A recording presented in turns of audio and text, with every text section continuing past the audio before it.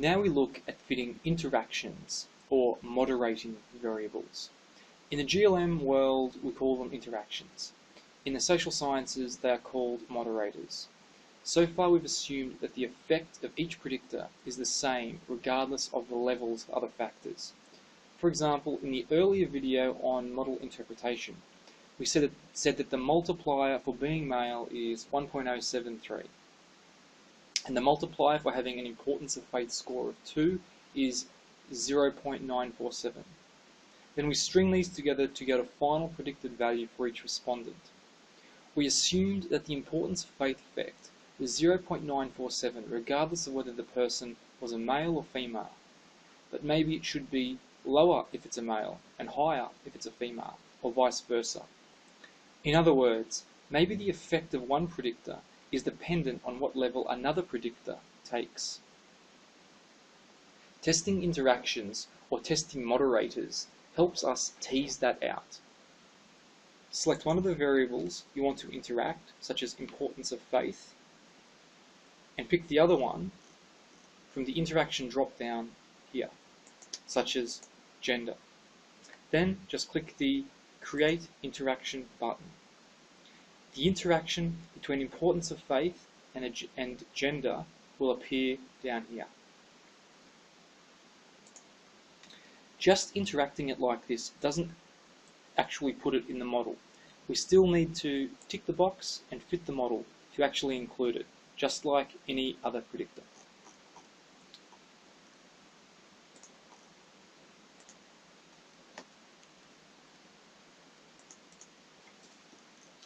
Now you can select the variable just like any other. The first thing we notice is that the sample size columns are split, showing for each importance of faith level what the split is between males in gold and females in silver. When you click the factor again, you toggle between each of gender or importance of faith being on the bottom axis, i.e. either importance of faith is displayed on the bottom axis and columns are split by gender, or gender is displayed on the bottom axis and columns are split by importance of faith. You can toggle between them like this. Now you might recall earlier, from an earlier video, we looked at this chart here of largest amount lost interacted with gender, but we didn't call it an interaction back then. The purpose of this was just to look at whether, from eyeballing the chart, there was a correlation between the mix of males and females against largest amount lost range. And we saw that generally females tended to have either never lost any money or lost smaller amounts gambling, whereas males tended to lose larger amounts gambling. There's a similar bias when we look at importance of faith. The one category here means high self-reported importance of faith, meaning people that answered 1, faith is important to them. This category is quite heavy with females. There's much more silver in the column than there is gold. But as the scores increase from 2, 4, 5, etc., the columns become heavier with males. You can see here there's 30 males versus 59 females. There's almost twice as many males as there are females who said faith has very little or no importance to them. This means that females tend to have a higher reported importance of faith than males. Higher in the sense that they've said faith is very important to them and answered 1. Now keep in mind, of course, that all these responses are self-reported and not observed directly in any sort of experimental setting. Now just because there is or isn't a correlation between being female and attending college or reporting a higher level of importance of faith or having a higher largest amount lost in gambling doesn't mean that an interaction is necessarily warranted. It might be that the effect on gambling problems of going to college or importance of faith is the same for males and females, or it might be very different for males or females, irrespective of whether more males or females actually do go to college or actually do have a differing level of importance of faith. We need to actually test the strength of this interaction statistically. when we ticked the gender and importance of faith interaction down here and refit the model, we see that we now have 2 lines instead of 1. There's a separate line for males in red and females in blue. The line tends to be steeper for males than it is for the females. Now we'll check in a minute to see if these lines are even statistically significant, but on the surface this indicates that as importance of faith increases, i.e. we move closer to 1, that the likelihood that the expected gambling addiction score increases, and it increases at a faster rate for males than it does for females. When we go to the betas screen, we see that this interaction down here is actually not significant, meaning that gender does not moderate the effect of importance of faith on gambling addiction. So we actually should take this interaction out of the model. Now let's test highest grade attended and gender interaction.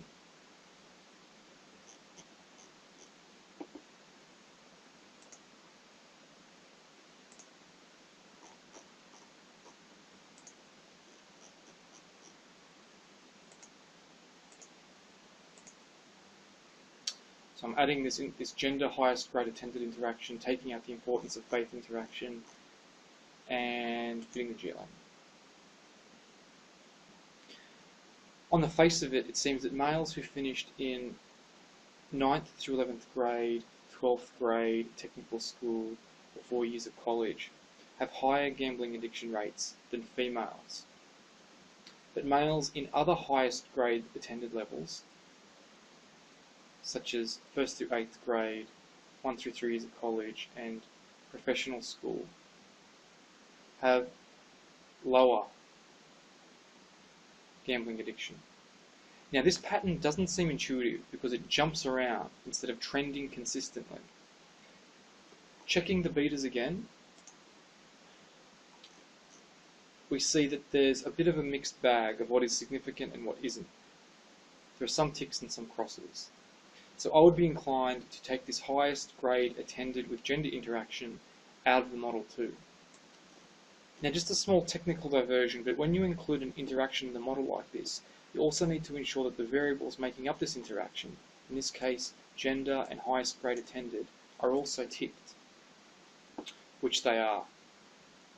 We've got separate male and female lines when looking across highest grade attended, or conversely, we have separate highest grade attended lines when looking across male versus female. So what does it mean when we look at the original predictors here and here and still see only one line? Is this the male or female line, or some combination of the two? When going back to looking at this one-way view, one way being just highest grade attended or just gender, the line corresponds to the base level of the other predictor. That is to say that the base level for gender was female. So the line we see here under highest grade attended is the same as the highest grade attended female line in the interaction view. So let's just confirm. The technical school value here is negative 0.783. So if we go down to the interaction, technical school value for females should be negative 0.783, which it is.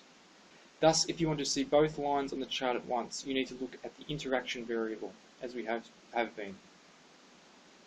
Since an interaction produces distinct beta parameters across each combination of levels, at least one of the variables we are interacting needs to be categorical.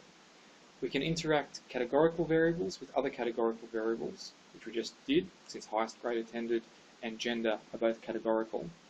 We can interact continuous variables, even derived ones, with categorical, like we did when we interacted importance of faith with gender. But we can't interact continuous with continuous, because then there are no distinct levels to interact with. But you could interact a continuous variable with the categorical version of another continuous variable, such as interacting why not ethical or moral with the categorical version of importance of faith.